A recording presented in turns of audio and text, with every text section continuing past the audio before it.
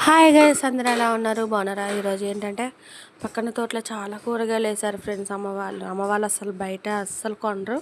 ప్రతిది కూడా పక్కన తోటలో వేసుకొని పెంచుకొని అలాగా ఇంట్లో చేసుకుంటారనమాట. ఇలాగా ఎటువంటి మందు లేకుండా పెంచుకుంటే చాలా బాగుంటుంది కదా. అలాగే పూలకైతే అసలు కొదువే లేదు. మళ్ళీ పూలు, గులాబీలు ఇలా చాలా ఉన్నాయి ఫ్రెండ్స్. ఇలా సరదాగా తీసానమాట. అలాగే మా ఛానల్ నచ్చితే సబ్స్క్రైబ్ చేసుకోండి. Wish you all. Thank you.